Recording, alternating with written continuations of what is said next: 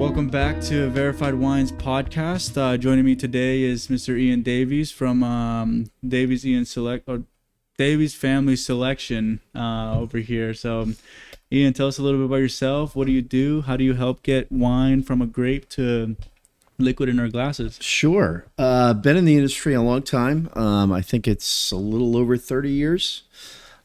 Started out in the restaurant business, went to Johnson & Wales University in Providence, Rhode Island for hotel restaurant management. Heard of it. Spent a little time working in the steak business, worked for Capital Grill, worked for Morton's of Chicago. Yeah? How was that like? It was pretty awesome. Back then, there was a lot of autonomy. It's a lot different now with corporate wine lists and all that fun stuff. So we got to select all our own. My favorite was working in New York City. I worked on 45th and 5th Avenue. Had a 1,000-bottle wine list with 1,000 bottles in the cellar backing it up. And I was at 25, 26 years old. So it was pretty cool. It was a lot of fun. That must have been a fun experience, especially being 25. Oh, it was really doing cool stuff like that. California was just really coming on the scene strong back then. So this is like 90, 94, 95. So California Napa Valley wine was just really exploding. Opus One was like the talk of the town. Yeah, it was really cool. I worked in the original Capital Grill while I was at Johnson & Wales, which was in Providence, Rhode Island. Okay, as a bar back and a prep cook, believe it or not, way back when. And that was my first experience with California wine. Every Saturday they did a staff training from 11 to 1, and we taste through everything on the wine list. And here I am, 20, 21 years old. Way ahead of my friends, understanding what wine was. So did you grow up with wine? Like, was your family into wine, or is that kind of your introductory and you kind of just fell in love from there? Well, that was my introduction to California wine. So my father is actually from Australia. Okay. Moved here in 1947. Well, not to complicate anything, but he's actually from Texas. But, okay. he was 5 months old, moved to Australia. My grandfather ran International Harvester Southern Hemisphere. Okay. And during World War II, they thought he'd be safer in Australia. And even though their ship got boarded twice by the Japanese on the way to Australia. So no, it wasn't so safe. Yeah, it wasn't. But not the best call there. my old man is still to this day very much into Burgundy. Okay. And growing up in Australia, very much like a European family, they drank wine every night. So when I grew up, my dad would open things during the week, especially on Sundays. He'd open something good. And this is like 7 years old, 8 years old, all the way until I went to college. So, right, so you got to experience a little bit. It was really cool. The only I would say the only place my knowledge is lacking is Italy. Because my father wasn't in Italy. I got into New World wine when I worked for Capital Grill and Morton's. And now, obviously, with Australia and New Zealand, I'm all New World. And I always found that comment, New World, to be very interesting because the vineyards that I'm dealing with in Australia are some of the oldest in the world. Yeah, when I first heard that, I thought New World was just the Americas because that's kind of what they called New World, but it's basically not Europe. Exactly. Which I found kind of interesting. But their vines became old and then died off during the phylloxera campaign during the early 1900s. Okay. So then they went back to Australia to take their cuttings back from what was taken to Australia. Interesting. So some of the vineyards that I deal with today are some of the original cuttings that were planted in Australia back in 1840, 1842. It's wild. Yeah. Can you elaborate a little bit on that? Sure. So in the 1830s, if you look back in history, Eastern Bloc, kind of, like the upheaval that's going on right now. Okay. Same sort of thing was going on, but in religion. So Salesians and Jesuits exited Europe. They got out as quickly as they could, and they came from the Eastern Bloc. So if you look at a map, you think about where they went west. So they went through Germany, Mosel, Rhine, and then down through Alsace, through Burgundy, Bordeaux, Champagne, Rhone. You think of all the varietals we find in Australia. Think about where they came from, and then they exited from Spain. So, and the really cool thing that I learned that I didn't know is that they actually would take cuttings, dip them in wax, and that's how they stayed moist on that 6 to 8 week trip from Europe all the way to Australia. And then they just tap the wax off, stick them in the soil, and boom, you had vines. Interesting. So the varietals like Cabs, Pinots, and stuff like that, because that's what I know. So right now, when I think of Australia, I think New Zealand, Sauv Blancs. New Zealand's Sauv different. Blancs. So Australia is more about, you think Rhone varietals, you think Shiraz. Right. So we're Yep. thinking Syrah, Shiraz. Syrah is actually on the rise as a name Yeah. in Australia, which is really weird for me because I've been dealing with Australia for a long time. It's always been about Shiraz.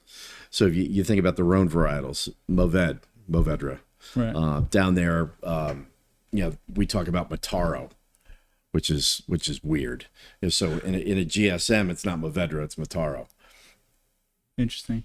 So And GSM, that's the same grape. It's Monastrell in Spain, right? yes, all three are the same. Right. So it's just like Shiraz Syrah.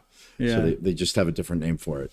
But going back to the early 1840s, that area of South Australia just became a colony in 1840.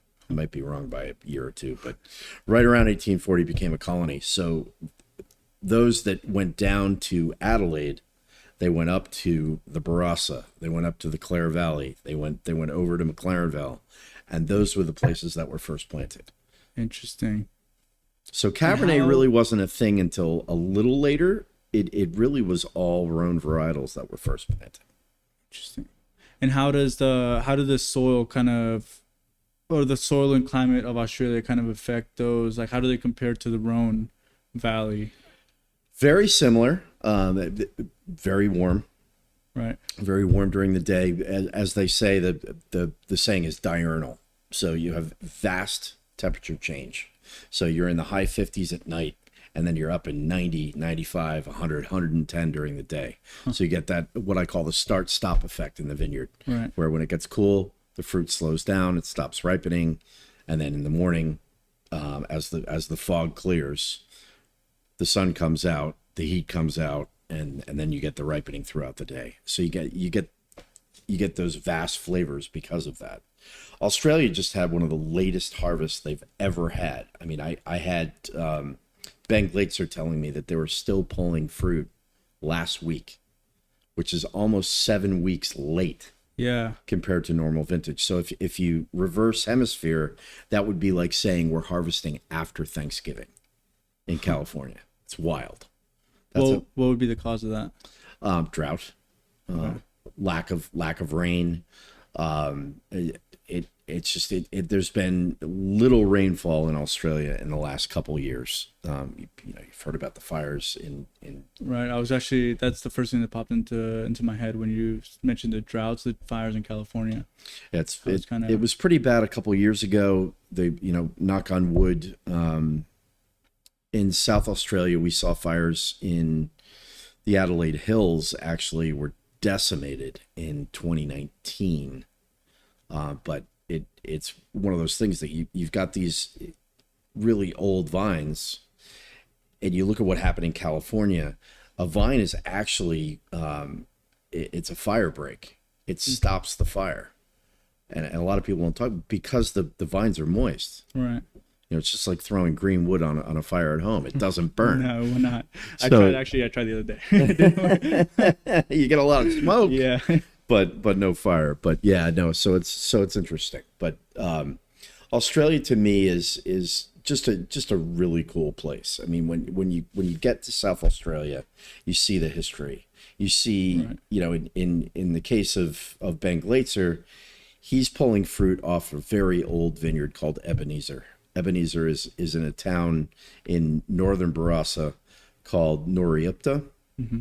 For those that can't pronounce it, we just say Nuri, so you can say it out I'll loud. stick with that one. But it's very much like Napa. So when you get to the north of Napa, you're in Calistoga, and it's like a bowl. So it holds the heat during the day, and at night it gets cold, and it holds the cool weather at night. So the fruit really likes that. Right. In this case, you're looking at original cuttings. So back in 1842, Ebenezer was planted, and it's owned by a fifth generation family owned vineyard called the Hoffmans. The Hoffman family has owned it for 5 generations. Interesting. So and you go there and you're looking at gnarly little vines that stand about maybe 2.5 feet tall, 3 feet tall, and they look like little apple trees. And it's like the circumference is like 9 to 12 inches. I mean, they're massive, but they're only about 2.5 to 3 feet high. And a lot of the people have trellised them since then. But when people talk about old vines in the U.S., a lot of them are planted on resistant rootstock to phylloxera, or non-resistant. Resistant? Not resistant. The vines in Australia are on their original cuttings, so they're not on resistant rootstock. So when someone says in California, we've got 80-year-old vines, we have 100-year-old vines. 100-year-old vines in California produce such little fruit, it's not even worth having them. But in Australia, because they're not on resistant rootstock, they're on their original rootstock, they still produce decent volumes. And richer flavors, more complex, Real I imagine. Deep root system. I mean, they're digging and digging and digging for water because there is none. They see no rain. I would think, I'm just going to take a guess at it, but I would say that the Barossa sees between 5 and 7 inches of rainfall per year. Interesting. So they do have to use a little bit of drip irrigation now and again just to keep enough moisture in the soil. But I mean, I'd never seen the quality level of the fruit that's coming off these vines is just insane. It's almost like humans. The more we have to dig and dig and dig to reach water, the bolder and stronger we become, right? Yes, that's very true. That's very true. I mean, it's one of those things that these vines, they stress and they stress and they stress, Right. And they produce. I mean, when you look at some of these vines, they may have 4 or 5 clusters on them, and then you look at like Cabernet, you can stick your thumb between each berry. They're really long clusters, but yet the berries are so small you can stick your thumb between them. It's not like a table grape where right. You know what I mean? You can't get between them, but in these particular grapes, there's so little rainfall that they're very long, but yet you can stick your thumb between them. So what's interesting with that is that the sun can come in and get totally around each grape. Where when you get a really tight cluster, you don't see that. Interesting. Yeah, that's great. And this all affects the flavor in what way? The lower the yield, the more concentrated the fruit. Right. And then you look at the depth and character of what these vines have been through, and they just produce some of the best Syrah, Grenache, Cinsault, Mourvedre, Viognier. I mean, and it's funny when you go back to the original vineyards, a lot of these guys, you talk about field blends in the Rhone Valley where Viognier may be just popping up, and then they go and they harvest, and they're not blending Viognier in on purpose. It just happens through the harvest. Interesting. What wines in your portfolio kind of resemble kind of this process, or do you have any wines that come from this region? So the Ben Glaetzer, the Glaetzer winery is in the Barossa. Okay. They're picking off of the Ebenezer vineyard. Wines like Amon Ra, which has a huge cult following. Which I tried this morning. It was delicious. It's what we would refer to affectionately as sexy juice. Yeah. So it's an incredible wine. Ben is all about harmony and balance in his wines, so they're not too high. The issue back in 2010 to 2014, 2013 on wines coming from this area is the trend was to make high alcohol wines, over extracted wines with high sugar levels in order to achieve those higher alcohol levels. And the American consumer loved it. Right. Robert Parker loved it. And I think it was the demise of this area for a while. Now, a lot of the wineries, a lot of the winemakers have gotten back to their roots. They're going back to what their original wines tasted like. The alcohols are not above 15%, 15.5%. They're not putting them in new wood anymore. Right. They're using 2nd and 3rd year old French oak, not American oak. So we're seeing the Barossa go back to its roots, which is great because Right. the wines are amazing, and they're all about balance and harmony. Right. It's a little bit easier too. I mean, there's some wines that That it's a little needed too much so on the much spectrum on bottlage. everything. No, you're absolutely right. So So now I mean wines are, as I call, they're a lot of these wines back in the day were made for car aging. And what I mean by that, they'd come into your shop, they'd buy a bottle of wine, they'd open it by the time they got home. So I call that car aging. Now these wines aren't particularly made to sit in the cellar for 15, 20, 25 years. Now 3 to 5 years is enough. interesting. There are those wines within a winery's portfolio that some of them, I call them the star on top of my Christmas tree. Those prestige wines that are coming out, like Amon Ra, they do need some age in the cellar. But in this particular case, most of the wines today are being made to be drank within 3 to 5 years of coming off the vine. Interesting. So to a consumer kind of starting out, how would you kind of describe cellar aging? Because I mean, there's some wines that just you're not going to put in a cellar, but how would you kind of describe that to somebody when they're picking out their wines to age? Younger wines that are made with Cabernet, that are made with more tannic grape varieties, need time. They need time so that tannin kind of comes into check. That oak dissipates, fruit comes forward, but those are wines that are aged. Wines like a Napa Valley Cabernet back in the 70s, a Dunn Cabernet or a Heights Cabernet, those Sterling back in the day, those wines needed 10, 15 years before you could even think about opening them. A Dunhill Mountain Cabernet, I wouldn't open until it was at least 15 years old. And that's because the tannin is so strong when they're young. You don't see the fruit. The tannin completely overwhelms your palate. It's almost like that puckering that happens. It gets underneath your gum line and it rolls them back, and you feel that dryness on your palate. That's tannin. You can either get tannin from oak, or you get it from the grape. You get it from the skins. And you think about the smaller varietals like Cabernet, the pulp to skin ratio. If the skin thickness is what gives you tannin, and then oak also gives you tannin. So it's the difference. It's hard to tell. Right. I'd have to be sitting here drinking a glass of wine with you that had a lot of oak and one that had really low yields. Right. So both will have a lot of tannin, but one comes from oak, one comes from fruit. Does that make sense? Yeah. That makes perfect sense. Yeah, that was I mean, I learned a lot. Definitely learned a lot. And that's why I like doing this too, because I get to actually play this back and actually really take in the information. But yeah, that's the beauty of wine. I mean, everything's different. And, yeah. And even today at the age of 52, I'm still learning.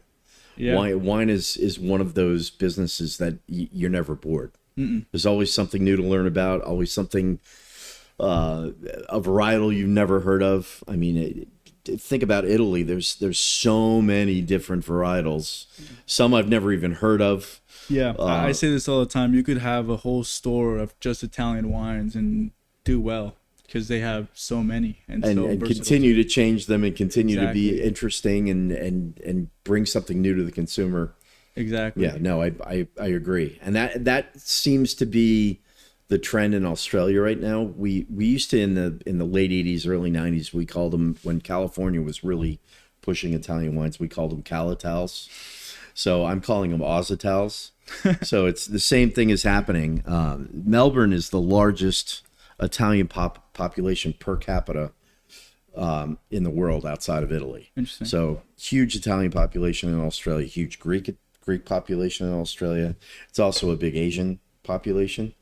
And one of the things we talked about today, especially both New Zealand and Australia, a lot of their wines are made to pair with Australasian type of food. What type of food is that? When you think of spicy Japanese, Chinese, Korean. It's all that Asian influence, Pan Asian influence that's going on in the food scene down there.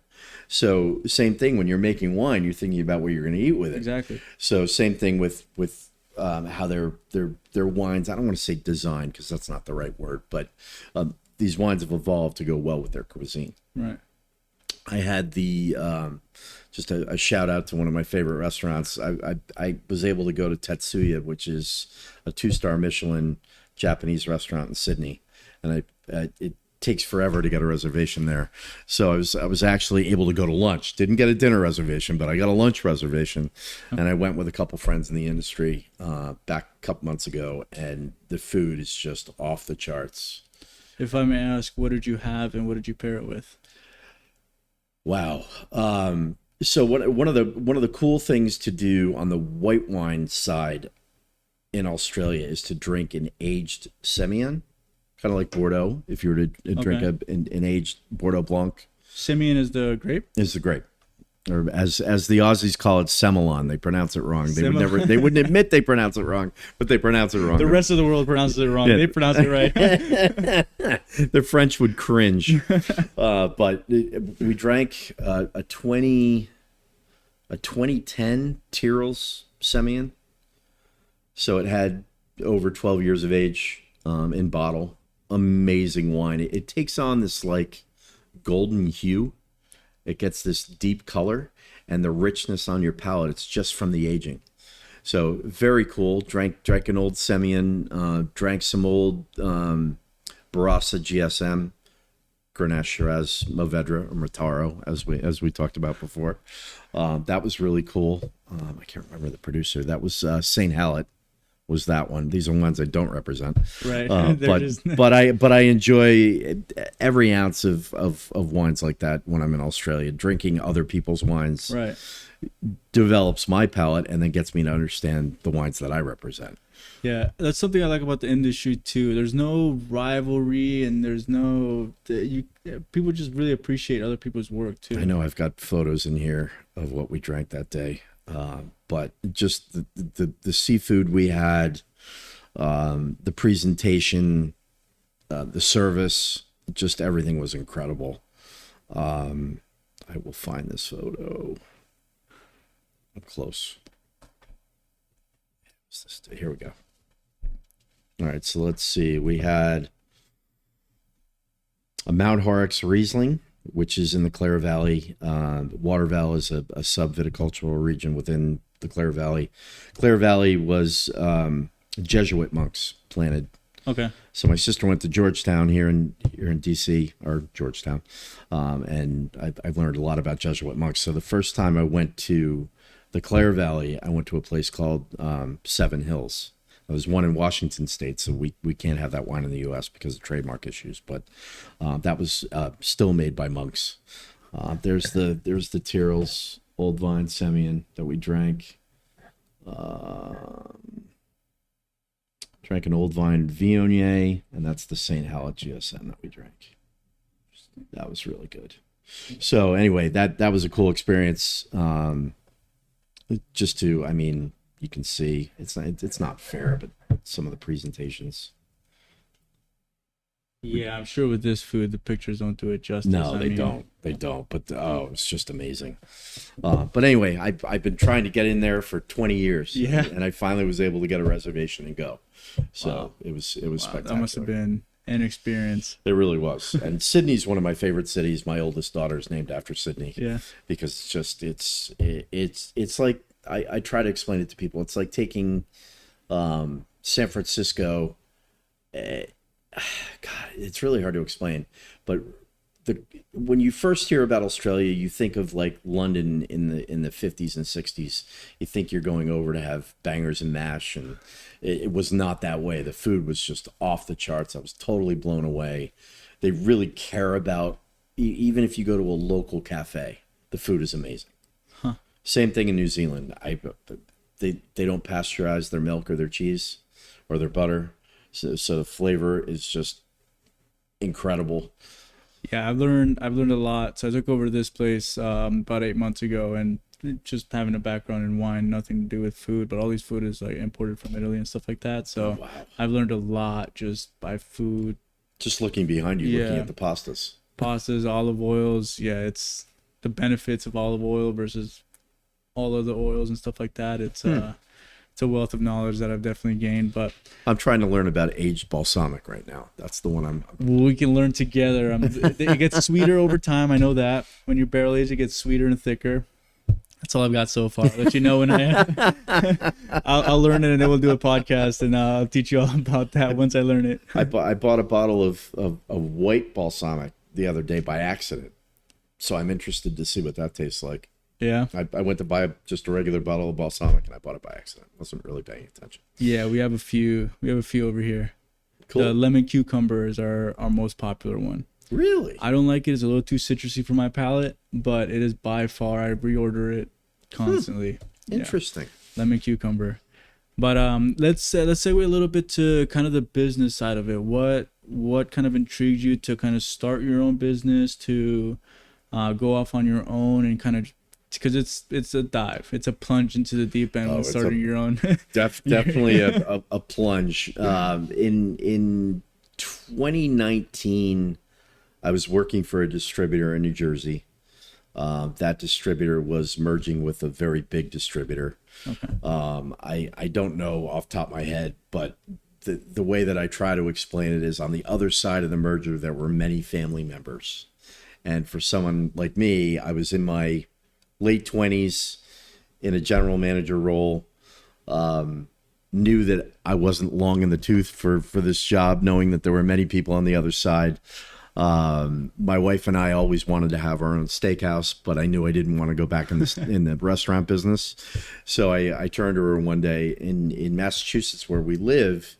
It's actually one of very few states where you can own wholesale, retail, and import under the same roof. Really?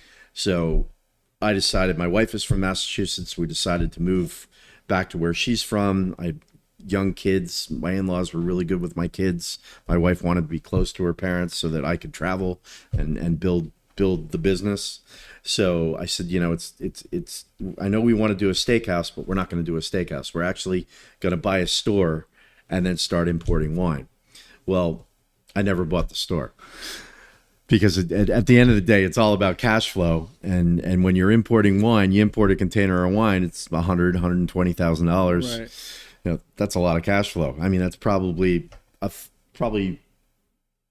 half, if not 3/4 of the inventory you have in this store. That's what I was gonna say. I mean, you can't really. It's hard to have a whole import portfolio to match a retail store's portfolio, because I'm ordering cases a case at a time versus containers at a time. Right. So yeah, no, it's limited to what I can do because of cash flow. So I have to be really selective on what we put in the portfolio, make sure it's going to turn, make sure we're going to turn that cash flow in order to turn around and buy the next thing. So, right. and in the meantime, building the brands at the same time. We haven't really talked about New Zealand, and New Zealand is one of my favorite places to talk about, because I just,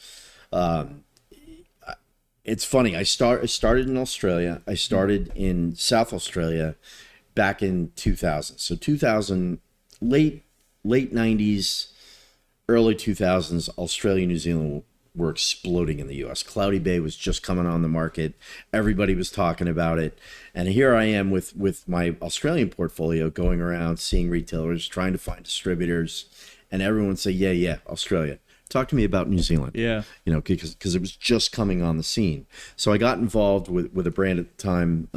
Hopefully they don't get mad because I'm not involved with them anymore. But I got involved with a brand called Tohu, Tohu. Okay. They have a second label called Kono, which is pretty popular now. Which is, those names like Matua and everything, they're all Maori influence, right? Yes. And this one particularly was owned by the Maori. Interesting. So in putting those two things together, a culture, a people, and then a wine grown off their land, the passion was just so amazing. Do they have a long history with wine?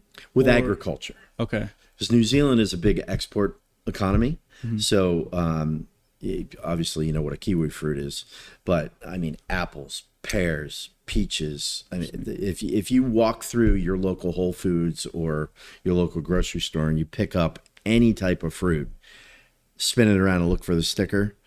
If it says New Zealand, you know it's going to be really high quality. Interesting. That's good to know. And it was a major issue during COVID because it was a massive export economy. Everything left. Right.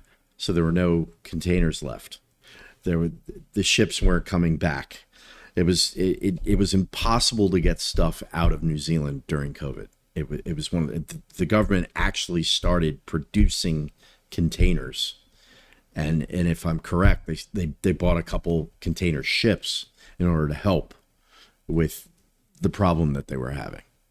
So now it's caught up. Everything's calmed down. Shipping costs have started to slip back to where they were. Yeah, I hope they keep going and going because it was pretty bad. I mean, our lead times in a regular environment are 60 to 75 days from order to fulfillment. You know, in terms of importing, it was 6 months. It was crazy, and the out of stocks were insane because of it. And then coupled in New Zealand in the 21 vintage, they lost right around 40% of the vintage to frost in Marlborough.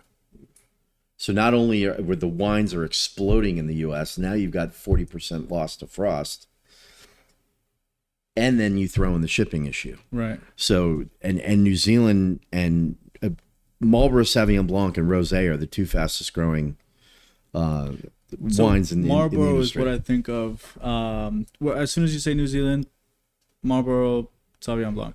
That's kind of the first thing. What other interesting things are there? What are the new things? What would you kind of suggest off the beaten path? If I was to talk about New Zealand myself, the one thing that's been difficult in my career to understand, but also understanding the American consumer, is that Pinot Noir in New Zealand is some of the best I've ever had in my life. And growing up with a father that loved Burgundy, that's a lot. Right. You know, I remember, you know, brown bagging a bottle of New Zealand Pinot Noir, not telling my father what it was, and pouring it in a glass. He's like, wow, this is really good. I think it's Oregon. It might be Old World, you know, and you get down on the South Island. So Marlborough is on the northern tip of the South Island. The more you travel south, you get to an area called Central Otago. And Central Otago, if you look on a map, is on the 44th parallel. You flip that map, and now you're in the Willamette Valley in Burgundy in the northern hemisphere. Flip the map, and you're in Central Otago. So some of the best Pinot Noirs I've ever had in my life came from Central Otago. Marlborough is starting to produce some amazing Pinot.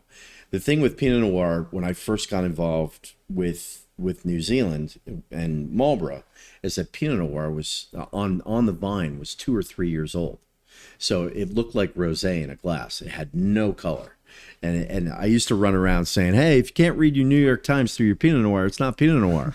You know, I was trying to push it, but it didn't have the color. But now the vine age has gotten to 20, 25 years old, and we're starting to see the color the way it should be. So and the flavor profile is amazing. Great acidity. That's one of the hardest things to do. Right. Is to have naturally retained acidity. You think about Marlborough Sauvignon Blanc, it's so refreshing, it's crisp, it's all about the acid. You know, right. I always say, in the words of Jerry Garcia, acid is good. So seriously, when you taste a New Zealand Pinot Noir, you know, it's almost like the terroir of or not necessarily terroir, but the temperature, the daily terroir in Marlborough is almost like you're in Alaska. So in the middle of the summer, you'll have 18 to 20 hours of sunlight. And then you flip it in the winter, you've got 6 to 8 hours of sunlight. So you think about a grape sitting in the sun for that long, all day long. It's slow ripening because Marlborough is cool. It really doesn't get over 80 degrees. So you have this really slow ripening. Right. And then you've got a real variety of soil types. I mean, it's one of the youngest geological countries in the Soil world. wise, do they have more volcanic soils? What kind of soils can you find there? Glacial wash, volcanic. I mean, it's wild. They've active volcanoes. Right. That's what I was gonna.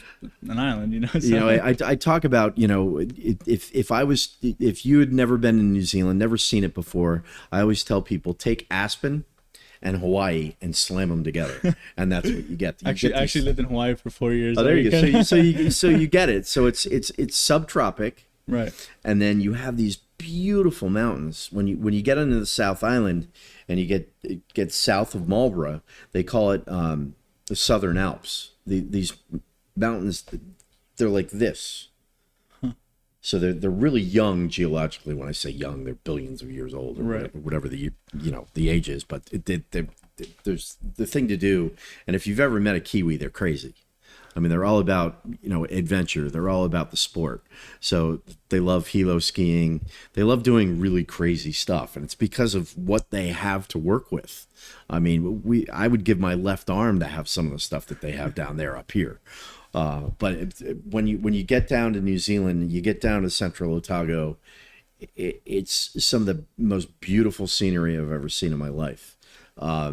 Obviously, Lord of the Rings was filmed in New Zealand, and you see. I did not know that. So their film industry is huge now, because of Lord of the Rings. All the technology, everything. I'm trying to remember the guy's name, the producer from Lord of the Rings. It'll come to me. Anyway, I just went. He's got a museum in Marlborough, and it's all World War II planes, and it's not only American and British, but it's Russian, it's Japanese, it's German, and he's got one of the coolest collections I've ever seen. Jackson, what's his first name? Can't think of it. Anyway, that sparked the film industry. Last Samurai was filmed. MI2, I think one of the Mission Impossible movies was filmed. Interesting. Just in Central Otago. So everything that I'm talking about, I went with my middle daughter, her senior year in high school. She came on a business trip with me with a friend, and we did a helicopter tour all around Central Otago, and it's one of the most amazing places. We landed on a glacier. I mean, most intense thing I've ever seen in my life. So, I mean, New Zealand, if you don't have it on your bucket list, it needs to be there, because it's one of the coolest countries I've ever been to. And on top of it, I'm a cheesehead. And it's some of the best cheeses I've ever had in my life. Oh, really? From New Zealand? From New Zealand, because nothing's pasteurized. And right. And then on top of it, you have you think about where it is in the world, and in terms of topography. It's just amazing. So, and there's no people. I think they're now at 8 million people, and more than 80% of those people live around Auckland or on the North Island. So the South Island is desolate. Interesting. And then that's why I imagine you like to focus on Australian, New Zealand wines for your portfolio. I do, and at the time there weren't a lot of people doing it when I first got involved back in the early 2000s. Now there's a plethora of people doing what I do. New Zealand has come on so strong in the U.S. It's kind of like, to me, what Cabernet is to the young wine drinker. It's that shock and awe to your palate. When you move to white wine, a lot of people start with Pinot Grigio, and then over time they find New Zealand Sauvignon Blanc, and you just see their eyes light up when they taste New Zealand Sauvignon Blanc for the first time. Yeah, it's definitely a different element. It's just so refreshing, but you just get more. Yeah, lots of flavor, beautiful acidity. Again, you said it, refreshing, and that's all because of what Marlborough is all about. I remember learning early on, a lot of people have tried to emulate that flavor profile, and they can't, because in Marlborough, the skin thickness of a Sauvignon Blanc grape is 3 times as thick as it is in the Loire Valley or in Napa Valley. And obviously that's where the flavor comes from. It comes from the skin. So that's why Marlborough makes some of the most amazing Sauvignon Blanc I've ever had. It all starts with the grape. You can't make good wine from bad grapes.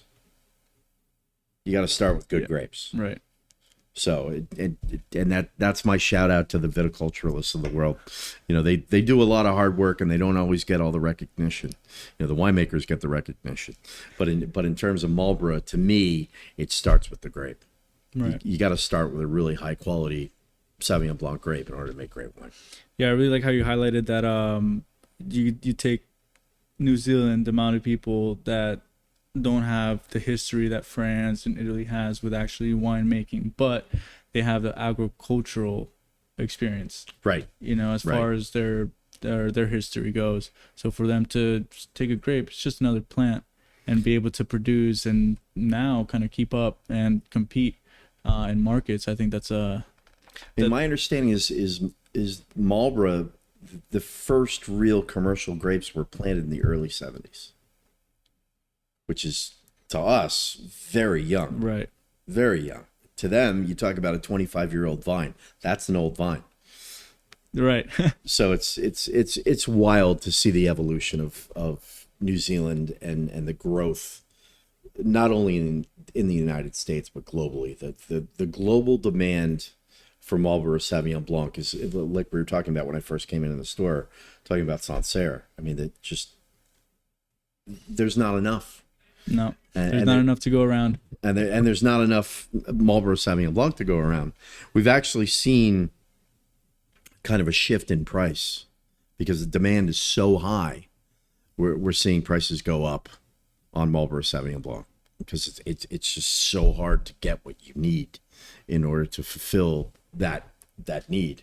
Right. Especially nowadays when something starts trending, you know, I mean, stuff can trend overnight nowadays. You know, That's all true. of a sudden with what we're doing right now, this is what causes it. I don't know if we're there yet, but eventually we'll get there. You gotta start somewhere. Exactly. But no, I mean, seriously said, overnight something can trend, and all of a sudden vineyards we don't know what to do. You know, Right. How are we going to produce more juice? So. And it's, you know, you look at what's going on in California in 17, 18, and 19 with the fires and the popularity of Cabernet. Up until right around now, it was very hard to find Cabernet for the last couple of years. I produced my own Napa Valley Cabernet for a while, and I stopped making it in 18 because I just couldn't get the fruit that I needed, couldn't get the source that I needed in order to hit the price point that we wanted. Right. So I just stopped. And that's where Australia comes in. So Australia kind of lost its luster, as I was talking about before, because they went to the right. Too high alcohol, too much oak, too much extraction of fruit. They've gotten back to their roots, and Australia, for me, has really turned the corner in the last 18 months. The American consumer is starting to recognize that, oh, wow, these are really high quality wines. We were talking today about wines from Langhorne Creek, wines from a property I represent, Heartland. The red and green labels. Yes. So Correct. Spice Trader. So that one, can you elaborate? Can you talk a little bit about that one, because that had a very unique flavor profile that I haven't really tasted before. It's wild. So Langhorne Creek is southeast of Adelaide. It's actually considered cool climate. So if you think about the climate, the terroir of a place like Alsace, it's the same. So cool days, 72, 68, maybe 75. Beautiful breezes coming off Antarctica, keeping the fruit cool. So really slow ripening. And then at night, same thing. It cools down. The fruit goes into a dormant stage. And then in the morning, it starts ripening again. So this one particular vineyard, Heartland, that I represent for the United States, they've got a lot of gum trees around the property.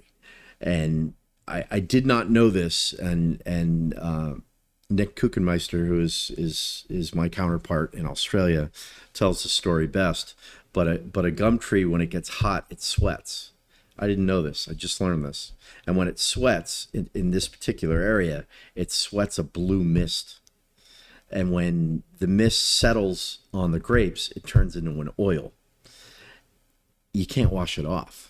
Even the rain doesn't wash it off. You can't sit there with a hose and wash it off. So it settles on the grapes, and then when you crush these grapes, they have this influence of spearmint, of eucalyptus. Right. And you get it on the finish, you get it on the nose.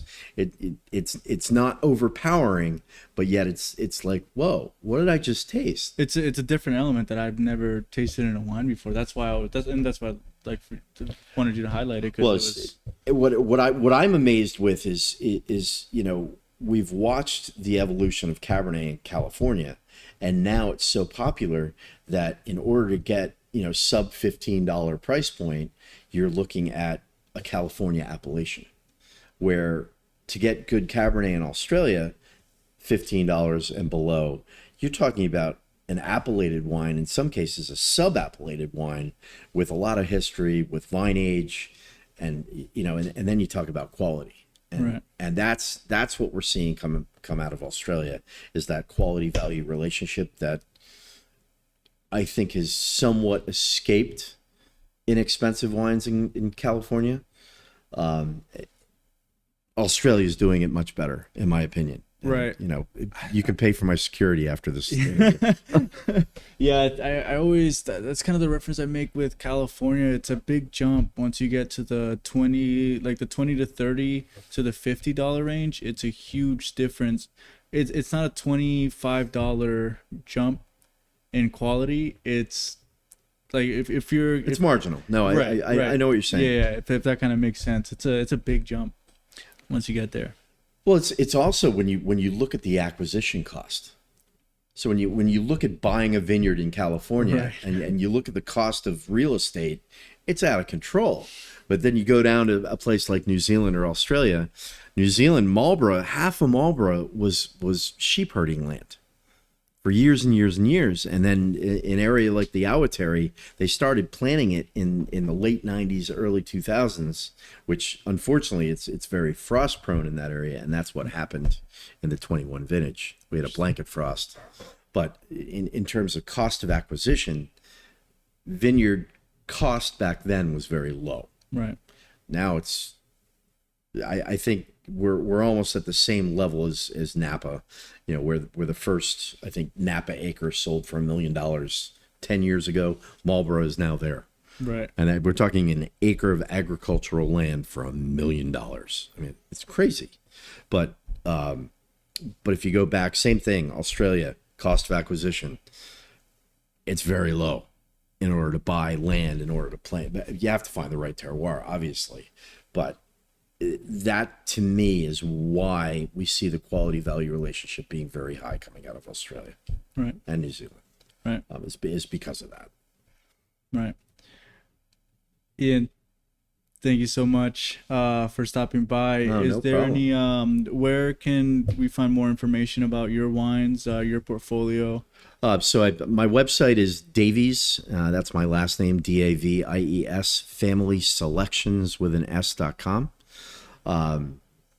You can find my wines. I'm in 38 states across the country.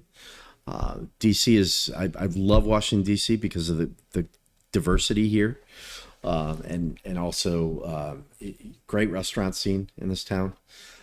And just the diversity of people that are here, and the range of wines that I see in the stores here versus outside of the metropolitan area, it's amazing what consumers are going for here. The trends start here, which is every single wild. week I get pet nats, orange wines, biodynamic wines, there's new, like, everyone's asking for this new way of making wines, and I gotta keep up. It's a fun time to be in the wine industry. Yeah, it really is. And outside of that, I tell people, please, grab a bottle of Australian wine, try it, because to your generation, you weren't tainted by that brand with the tail. I won't say it out loud, but that changed the perception of the American consumer on Australia. That consumers thought that they're all cheap wines. Well, they're not. These are wines of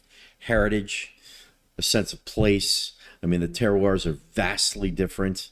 I mean, you can go across Australia from Margaret River on the west coast through to South Australia, the Barossa, McLaren Vale, Clare Valley,